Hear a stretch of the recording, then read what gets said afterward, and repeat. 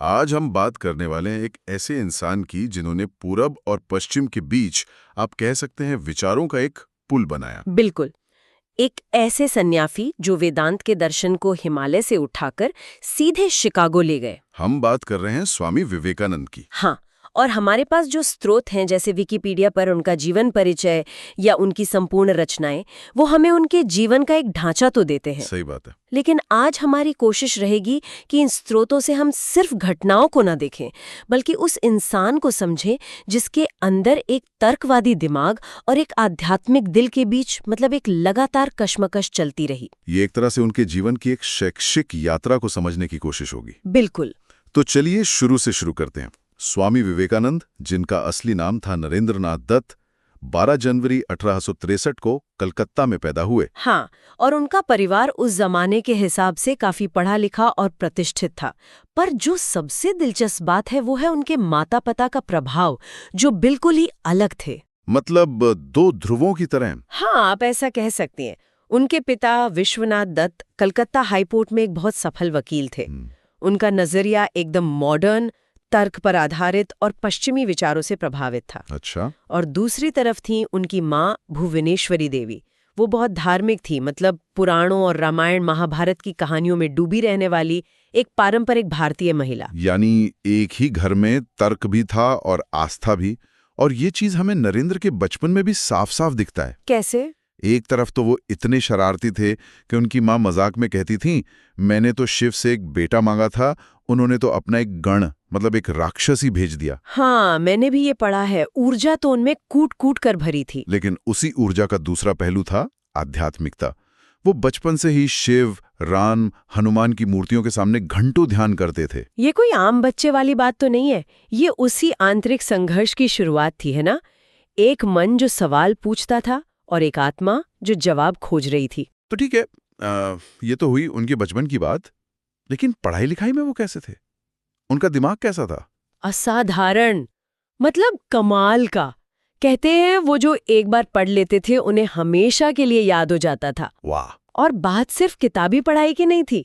College में उन्होंने पश्चिमी दर्शन, तर्कशास्त्र, इतिहास सबको गहराई से पढ़ा।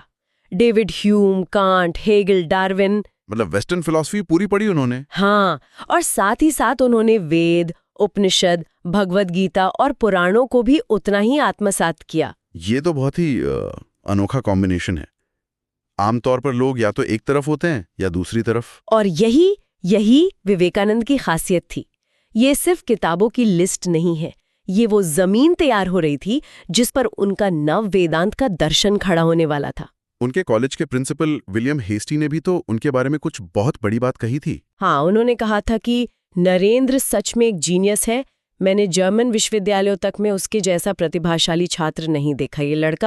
ये लड़का जीवन में अपनी एक अलग पहचान जरूर बनाएगा। दीपरा साहब को जानने के बाद तो किसी को भी संतुष्ट हो जाना चाहिए, लेकिन नरेंद्र के साथ ऐसा नहीं हुआ। उनके मन में एक सवाल था। हाँ, एक सवाल जो उन्हें बेचैन किए हुए था, और उसी एक सवाल ने उनकी पूरी जिंदगी की दिशा ही बदल दी। क्या था वो सवाल? बहुत सीधा और गहरा सवाल था। क्या किसी ने ईश्वर को देखा है? क्या ईश्वर से आमने सामने बात की जा सकती है? और वो ये सवाल लेकर कई लोगों के पास गए। हाँ, कलकत्ता के बड़े बड़े बुद्धिजीवियों, धार्मिक नेताओं, ब्रह्म समाज के नेताओं, सबसे पूछा, लेकिन किसी के पास कोई ठोस जवाब नहीं था। सब यही कहते थे कि हाँ, ग्रंथों में लिखा है, ईश्वर को महसूस करना होता है। लेकिन उन्हें सैद्धांतिक जवाब नहीं चाहिए था। नहीं, उन्हें एक प्रत्यक्ष अनुभव वाला जवाब चाहिए था। और इसी खोज में वो पहुंचे रामकृष्ण परमहंस तक। तो रामकृष्ण से मुलाकात कैसी रही? क्या उन्हें पहली बार में ही अपना गुरु मिल गया? नहीं, बिल्कुल नहीं। कहानी उससे कहीं ज्यादा दिलचस्प है। जब नरेंद्र पहली बार रामकृष्ण से मिले तो उन्होंने वही सवाल उनसे भी पूछा, क्या आपने ईश्वर को देखा है? और रामकृष्ण का जवाब? रामकृष्ण का जवाब सुनकर वो हैरान रह गए। उन्होंने कहा, हाँ, मैंने देखा है। मैं उसे ठीक वैसे ही देख रहा हूँ जैसे तुम्हें देख रहा हूँ, बस तुमसे कहीं ज्यादा तीव्रता से। ये सुनकर नरेंद्र पर क्या असर हुआ होगा? वो चौंक गए। पहली बार किसी ने ऐसा दावा किया था, लेकिन उनका जो तर्कवादी मन था ना, उसने रामकृष्ण को तुरंत स्वीकार नहीं किया। अच्छा। हाँ, वो रामकृष्ण की भक्ति, उनकी समाधि, देवी काली की मूर्ति पूजा, इन सबको शक की नजर से देखते थे। वो इसे कल्पना की उपज या मतिभ्रम मानते थे। क्योंकि वो ब्रह्म समाज के विचारों से प्रभावित थे। बिल्कुल, जो मूर्ति पूजा के खिलाफ थे। वो सालों तक रामकृष्ण की हर बात को अपने तर्क की कसौटी पर कसते रहे। लेकिन फिर ऐसा क्या हुआ कि इस तर्कवादी शिष्य ने रामकृष्ण को पूरी तरह से अपना गुरु मान लिया? इसका कारण बनी जीवन की एक कठोर सच्चाई। 1884 में नरेंद्र के पिता की अचानक मृत्यु हो गई। और उनका जो अमीर परिवार था वो रातों रात गरीब हो गया। घर में खाने तक के लाले पड़ गए। नरेंद्र ने नौकरी के लिए बहुत ठोकरें खाईं, लेकिन कहीं काम नहीं मिला। तो इस मुश्किल घड़ी ने उन्हें रामकृष्ण के करीब ला दिया। हाँ, उसी हताशा और निराशा के दौर में उन्हें रामकृष्ण के निस्वार्थ प्रेम में एक सहारा मिला। तो क्या ये सिर्फ एक भावनात्मक जुड़ाव था? शुरुआत में शायद, लेकिन ये बहुत जल्द एक गहरे आध्यात्मिक अनुभव में बदल गया। एक बहुत मशहूर घटना है। कौन सी? जब नरेंद्र अपने परिवार की गरीबी से बिल्कुल तंग आ गए तो रामकृष्ण ने उनसे कहा कि जाओ मंदिर में माँ काली से प्रार्थना करो, वो तुम्हारी जरूर सुनेंगी। ठीक है। नरेंद्र 3 बार मंदिर के अंदर गए, लेकिन एक बार भी अपने परिवार के लिए धन या नौकरी नहीं मांग पाए। क्यों? हर बार उनके मुंह से बस यही निकला, माँ मुझे ज्ञान दो, वैराग्य दो, भक्ति दो। उस दिन उनका जो तर्कवादी अहंकार था वो टूट गया। उन्हें समझ आया कि सच्ची आध्यात्मिकता क्या होती है। और यहीं से उन्होंने रामकृष्ण को पूरी तरह अपना लिया। हाँ, रामकृष्ण के अंतिम दिनों में उन्होंने अपने गुरु की बहुत सेवा की और वहीं उन्हें निर्विकल्प समाधि का अनुभव हुआ। निर्विकल्प समाधि, क्या आप इसे आसान शब्दों में समझा सकती हैं? जरूर। ये चेतना की वो सबसे ऊंची अवस्था है जहां मैं और तुम का भेद मिट जाता है। मतलब व्यक्ति और ब्रह्मांड एक हो जाते हैं। जब नरेंद्र को ये अनुभव हुआ तो उनके सारे शक, सारे सवाल खत्म हो गए। जिस ईश्वर को वो बाहर ढूंढ रहे थे वो उन्हें अपने भीतर ही मिल गया। बिल्कुल। रामकृष्ण के शब्दों पर उनका विश्वास पत्थर की लकीर बन गया। 1886 में रामकृष्ण परमहंस का निधन हो गया। गुरु के जाने के बाद शिष्य का क्या हुआ? गुरु के जाने के बाद शिष्य ने पूरे भारत को अपना घर बना लिया। नरेंद्र और रामकृष्ण के दूसरे युवा शिष्यों ने संन्यास ले लिया और यहीं से नरेंद्र बने स्वामी विवेकानंद। और उन्होंने एक परिव्राजक का जीवन अपनाया। परिव्राजक मतलब? परिव्राजक मतलब एक ऐसा घूमने वाला साधु जिसके पास कोई घर नहीं, कोई संपत्ति नहीं, जो बस ज्ञान की खोज में एक जगह से दूसरी जगह घूमता रहता है। और विवेकानंद ने अगले 5 साल तक यही किया। हाँ, वो पैदल, कभी ट्रेन से पूरे भारत में घूमे, उत्तर में हिमालय से लेकर दक्षिण में कन्याकुमारी तक। ये 5 साल शायद उनके जीवन का सबसे अहम दौर थे, है ना? शिकागो से भी ज्यादा। मैं तो यही मानती हूँ, क्योंकि ये सिर्फ एक यात्रा नहीं थी, ये भारत की आत्मा की खोज थी। वो राजाओं के महलों में भी रहे और गरीबों की झोपड़ियों में भी। उन्होंने भारत की असलियत को अपनी आंखों से देखा। हाँ, उन्होंने देखा कि एक तरफ तो हमारे पास उपनिषदों का महान ज्ञान है और दूसरी तरफ करोड़ों लोग गरीबी, भुखमरी और जातिवाद में जकड़े हुए हैं। इसी यात्रा ने एक आध्यात्मिक जिज्ञासु को एक राष्ट्र निर्माता में बदल दिया। बिल्कुल।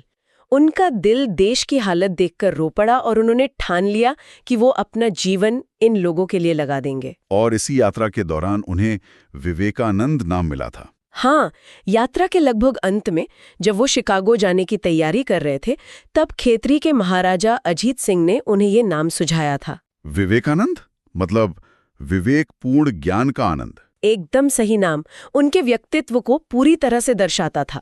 और फिर आता है 1893, शिकागो, विश्व धर्म संसद। ये उनके जीवन का और शायद आधुनिक भारत के इतिहास का एक बहुत बड़ा मोड़ था। हाँ, एक ऐतिहासिक क्षण। और मजे की बात यह है कि वो वहां किसी आधिकारिक प्रतिनिधि के तौर पर नहीं गए थे। उनके पास कोई निमंत्रण तक नहीं था। अच्छा? हाँ, बहुत मुश्किलों के बाद उन्हें बोलने का मौका मिला और 11 सितंबर 1893 को जब उन्होंने मंच पर आकर अपना भाषण शुरू किया, अमेरिका के बहनों और भाइयों, तो जो हुआ वो इतिहास है। कहा जाता है कि 7,000 लोगों का पूरा हॉल 2 मिनट तक खड़े होकर तालियां बजाता रहा। सिर्फ 5 शब्दों में ऐसा क्या था? ये सिर्फ शब्द नहीं थे, ये उनके दिल से निकली एक भावना थी। उस मंच पर जहां बाकी सब अपने अपने धर्म को मेरा धर्म कह रहे थे, वहां विवेकानंद ने एक सार्वभौमिक भाईचारे की बात की। उन्होंने दुनिया को बताया कि हिंदू धर्म सहिष्णुता और सार्वभौमिक स्वीकृति में विश्वास करता है। उन्होंने गीता का वो श्लोक भी सुनाया था, जो कोई भी मुझ तक आता है, चाहे किसी भी रूप में हो, मैं उस तक पहुंचता हूँ। सभी मनुष्य अलग अलग रास्तों से संघर्ष कर रहे हैं जो अंत में मुझ तक ही आते हैं। ये संदेश उस समय के लिए बिल्कुल नया था। अमेरिकी प्रेस ने तो उन्हें रातों रात हीरो बना दिया। न्यूयॉर्क हेराल्ड ने लिखा, विवेकानंद निस्संदेह धर्म संसद में सबसे महान व्यक्ति हैं। और ये भी लिखा कि उन्हें सुनने के बाद हमें लगता है कि इस विद्वान राष्ट्र में मिशनरियों को भेजना कितना मूर्खतापूर्ण है। उन्हें ऐसा क्या खास देखा विवेकानंद में? उन्हें एक ऐसा हिंदू सन्यासी दिखा जो अंग्रेजी में धारा प्रवाह बोल सकता था, जो पश्चिमी दर्शन को उतनी ही आसानी से समझा सकता था जितनी आसानी से वेदों को। उनकी बातों में एक वैज्ञानिक और तर्कसंगत नजरिया था। उन्होंने हिंदू धर्म की छवि को पूरी तरह बदल दिया। हाँ, एक दबे कुचले अंधविश्वासी धर्म की छवि से निकालकर एक गौरवशाली, तार्किक और सार्वभौमिक दर्शन के रूप में दुनिया के सामने रखा। पश्चिम में लगभग 4 साल रहने के बाद विवेकानंद भारत वापस लौटे, तो जो सवाल उन्होंने भारत भ्रमण में देखे थे, क्या उनका जवाब अब उनके पास था? हाँ, अब उनके पास एक मिशन था, एक योजना थी। उन्होंने देखा था कि भारत की समस्या सिर्फ गरीबी नहीं, बल्कि आत्मसम्मान की कमी भी है। हीन भावना। हाँ, सदियों की गुलामी ने वो भर दी थी। विवेकानंद ने वापस आकर सबसे पहले इसी पर चोट की।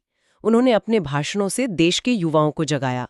उन्होंने कहा, तुम कमजोर नहीं हो, तुम्हारे पूर्वज ऋषि मुनि थे। और इसी मिशन को एक संगठित रूप देने के लिए उन्होंने रामकृष्ण मिशन की स्थापना की। बिल्कुल, 1 मई 1897 को।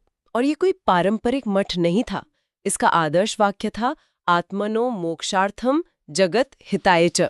मतलब अपने मोक्ष और दुनिया के कल्याण के लिए। हाँ, उन्होंने कर्म योग के सिद्धांत को एक व्यवहारिक रूप दिया। कर्म योग, इसे थोड़ा और समझाएंगी? जरूर। विवेकानंद ने ईश्वर तक पहुंचने के 4 मुख्य रास्ते बताए: ज्ञान योग, भक्ति योग, राजयोग और कर्मयोग। कर्मयोग यानी निस्वार्थ कर्म के माध्यम से। हाँ, उन्होंने कहा कि अस्पताल में मरीज की सेवा करना या किसी भूखे को खाना खिलाना भी उतनी ही बड़ी पूजा है जितना मंदिर में ध्यान करना। उनका सिद्धांत था शिव ज्ञाने जीव सेवा। हर जीव में शिव को देखकर उसकी सेवा करना। ये एक क्रांतिकारी विचार था। इसने सन्यास की पारंपरिक धारणा को ही बदल दिया। सन्यासी अब सिर्फ अपनी मुक्ति के लिए गुफा में नहीं बैठेगा, बल्कि समाज की सेवा के लिए बाहर निकलेगा। उनका वो प्रसिद्ध नारा, उठो जागो और तब तक मत रुको जब तक लक्ष्य प्राप्त न हो जाए, आज भी गूंजता है। हाँ, और उनका राष्ट्रवाद किसी दूसरे देश से नफरत पर आधारित नहीं था। वो आत्मगौरव और आत्मसुधार पर आधारित था।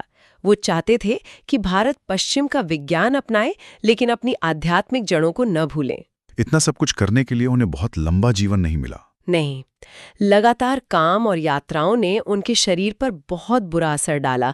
उन्हें अस्थमा, मधुमेह जैसी कई बीमारियां हो गई थीं। लेकिन फिर भी वो काम करते रहे। हाँ, अंत तक। 4 जुलाई 1902 को सिर्फ 39 साल की उम्र में ध्यान करते समय उनका निधन हो गया। उन्होंने अपनी ही भविष्यवाणी पूरी की कि वो 40 साल की उम्र पार नहीं करेंगे। तो अगर हम उनके इस छोटे लेकिन इतने प्रभावशाली जीवन का सार निकालना चाहें, तो उनकी विरासत क्या है? मेरे हिसाब से उनकी विरासत के 3 मुख्य स्तंभ हैं। पहला, उन्होंने हिंदू धर्म और वेदांत को विश्व मंच पर सम्मान दिलाया। दूसरा, उन्होंने भारत के अंदर आत्मसम्मान और आत्मविश्वास की एक ऐसी लहर पैदा की जिसने स्वतंत्रता आंदोलन के लिए एक वैचारिक जमीन तैयार की। सुभाष चंद्र बोस और गांधी जी जैसे लोग भी उनसे बहुत प्रभावित थे। हाँ, उन्होंने खुद ये माना है। और तीसरा और शायद सबसे जरूरी स्तंभ है उनका दर्शन, नव वेदांत या प्रैक्टिकल वेदांता। बिल्कुल। उन्होंने उपनिषदों के इस गहरे विचार को कि हर आत्मा में दिव्यता है, हर इंसान ईश्वर का अंश है, बहुत ही सरल तरीके से लोगों के सामने रखा। उन्होंने कहा कि तुम्हारा लक्ष्य उस दिव्यता को अपने जीवन में प्रकट करना है। हाँ, चाहे पूजा से करो, काम से, ध्यान से या सेवा से।